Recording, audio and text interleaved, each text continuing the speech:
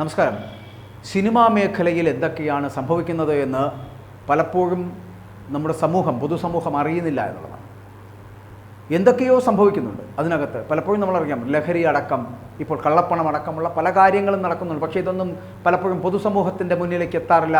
അവരൊരിക്കലും അതിനെ കാണാറില്ല. കാരണം എപ്പോഴും സിനിമ എന്ന് പറയപ്പെടുന്ന മീഡിയം ഒരു എൻ്റർടൈൻമെൻറ്റായിട്ട് മാത്രം കാണുന്നതാണ് നമ്മുടെ പൊതുസമൂഹം എന്ന് പറയപ്പെടുന്നത്. ഇവിടെ ഇപ്പോൾ ഏറ്റവും ലേറ്റസ്റ്റ് ആയിട്ട് വരുന്നത് മഞ്ഞുമ്മൽ ബോയ്സുമായി ബന്ധപ്പെട്ടിട്ടാണ്. മഞ്ഞുമ്മൽ ബോയ്സ് സിനിമയുടെ നിർമ്മാതാക്കളായിട്ടുള്ള പറവ ഫിലിംസിനെതിരെ എൻഫോഴ്സ്മെൻറ്റ് ഡയറക്ടറേറ്റ് അന്വേഷണം തുടങ്ങിയിരിക്കുന്നു. എന്തുകൊണ്ട്? പറവ ഫിലിംസ് കള്ളപ്പണം ഇടപാടുകൾ നടത്തിയിട്ടുണ്ടോ എന്നാണ് ഇപ്പോൾ ഇ ഡി അന്വേഷിക്കുന്നത് എന്നുള്ളതാണ്. നിർമ്മാതാക്കളിൽ ഒരാളായിട്ടുള്ള ഷോൺ ആൻ്റണിയെ ഇ ഡി ചോദ്യം. നടനും നിർമ്മാതാവുമായിട്ടുള്ള സൗബിൻ ഷാഹിർ, പിതാവ് ബാബു ഷാഹിർ എന്നിവരെയും ചോദ്യം ചെയ്യും.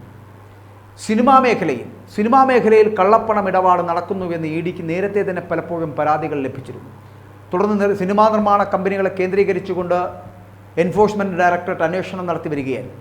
ഈ ഘട്ടത്തിലാണ് ഇപ്പോൾ മഞ്ഞുമ്മൽ ബോയ്സ്. ആ മഞ്ഞുമ്മൽ ബോയ്സ് നിർമ്മാതാക്കൾക്കെതിരെ ആലപ്പുഴ അരൂർ സ്വദേശിയായിട്ടുള്ള സിറാജ് വലിയ വീട്ടിൽ പരാതി നൽകിയത് എന്നുള്ളതാണ്. ചിത്രത്തിൻ്റെ നിർമ്മാതാക്കളായിട്ടുള്ള പറവ ഫിലിംസുമായി ബന്ധപ്പെട്ടവർ ലാഭവിഹിതമോ മുടക്കുമുതലോ നൽകാതെ ചതിച്ചു എന്നായിരുന്നു സിറാജിൻ്റെ ആരോപണം എന്ന് പറയുന്നത്.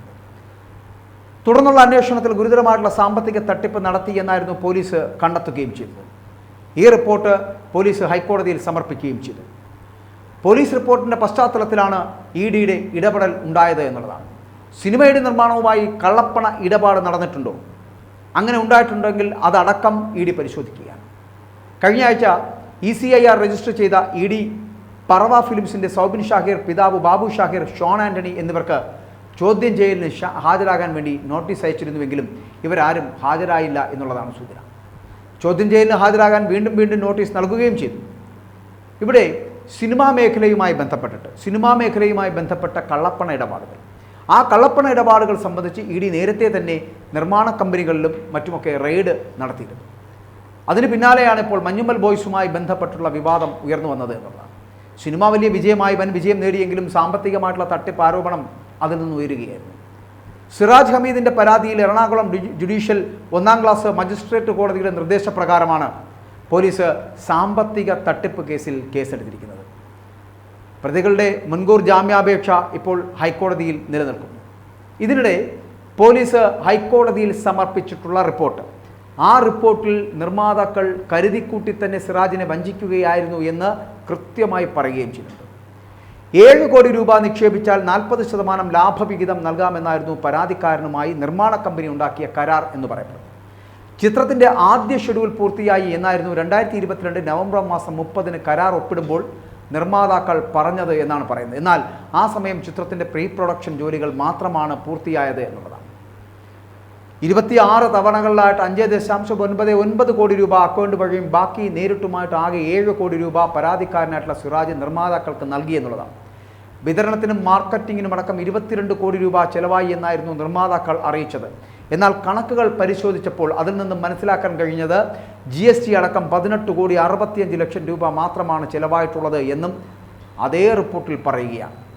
സിനിമയ്ക്ക് 250 കോടി രൂപയെങ്കിലും കുറഞ്ഞത് കിട്ടിയിട്ടുണ്ട് എന്നാണ്. നിർമ്മാണ ചെലവുകൾ കുറച്ചാൽ പോലും 100 കോടി രൂപയെങ്കിലും ലാഭമുണ്ട് എന്നും കരാർ അനുസരിച്ചിട്ട് തനിക്ക് 47 കോടിയെങ്കിലും ലഭിക്കേണ്ടതുണ്ട് എന്നുമാണ് സിറാജിൻ്റെ വാദം.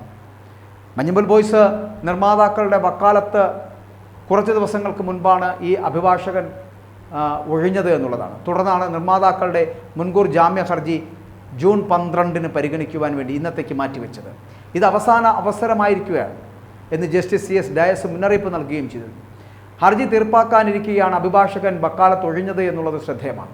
ഒത്തുതീർപ്പ് നിർദ്ദേശങ്ങളോട് ഹർജിക്കാർ അനുകൂലമായിട്ടുള്ള ഒരു നിലപാട് സ്വീകരിക്കാത്തതിനാലാണ് അഭിഭാഷകൻ പിന്മാറിയത് എന്നുള്ള സൂചനകൾ കൂടി വരുന്നുണ്ട്. വഞ്ചനാ കേസിൽ പ്രതികളുടെ അറസ്റ്റ് ഹൈക്കോടതി നേരത്തെ സ്റ്റേ ചെയ്തിരുന്ന ഒരു സാഹചര്യമായിരുന്നു. ഈ ഉത്തരവ് ഈ മാസം 12 അതുവരെ ഇന്ന് വരെ നീട്ടിയിട്ടുമുണ്ട്. പക്ഷേ ഇതിന് ശേഷം എന്തായിരിക്കുമെന്ന് ഹൈക്കോടതി ഇന്ന് തീരുമാനമെടുക്കും. ഇങ്ങനെ ഞാൻ ഈ പറഞ്ഞ കണക്കുകളിൽ പറ്റിക്കുന്നതിനും ചതിക്കുന്നതിനും ഒരു കണക്കുമില്ലാത്ത തരത്തിലേക്ക് ഒരു സിനിമാ മേഖല മാറുന്നു. ഞാൻ ആദ്യം സൂചിപ്പിച്ച പോലെ ഈ സിനിമാ മേഖല എന്ന് പറയപ്പെടുന്നത് ഒരു പ്രത്യേക തരം ഇടമായി മാറുന്നു. ആ ഇടത്തിൽ നടക്കുന്നത് എന്തൊക്കെയാണ്? കാസ്റ്റിംഗ് കൗച്ച് അടക്കം, ലഹരി അടക്കം, ഇപ്പോഴത്തെ കള്ളപ്പണം അടക്കമുള്ള ഇടപാടുകൾ കൃത്യമായി നടക്കുന്നുണ്ട് എന്നുള്ളതാണ്. അങ്ങനെ സ്ത്രീകൾക്ക് പോലും രക്ഷയില്ല. യുവനടന്മാരടക്കമുള്ളവർ ലഹരിയിലേക്ക് പോകുന്നു. മാത്രമല്ല നിർമ്മാണ ചിലവുകളിലേക്ക് വരുമ്പോൾ അത് കള്ളപ്പണ ഇടപാടുകളുടെ കൂത്തരങ്ങായിട്ട് മാറുന്നു. ഒരിക്കലും സിനിമാ നിർമ്മാണ മേഖലയെ അല്ലെങ്കിൽ സിനിമാ സംവിധാനം, സിനിമാ രീതിയെക്കുറിച്ച്, സിനിമ എന്ന് പറയുന്ന മേഖലയെക്കുറിച്ച് സാധാരണ ജനങ്ങൾ ഒരിക്കലും ചിന്തിക്കാറില്ല എന്നുള്ളിടത്താണ് ഇതിനെക്കുറിച്ച് ആരും തിരിഞ്ഞു നോക്കാതെ പോകുന്നത്. പക്ഷേ ഇപ്പോൾ മഞ്ഞമ്പോൾ ബോയ്സ് എന്ന് പറയുന്ന സിനിമയുമായി ബന്ധപ്പെട്ടിട്ട് നിർമ്മാതാക്കൾക്കെതിരെ വഞ്ചനാ കുറ്റം ചുമത്തിക്കൊണ്ടുള്ള കേസ് നടക്കുകയാണ്. അതിൻ്റെ തീരുമാനമുണ്ടാകും. ഇങ്ങനെയാണെങ്കിൽ സിനിമാ മേഖലയെ അങ്ങനെ വെറുതെ വിടരുത്.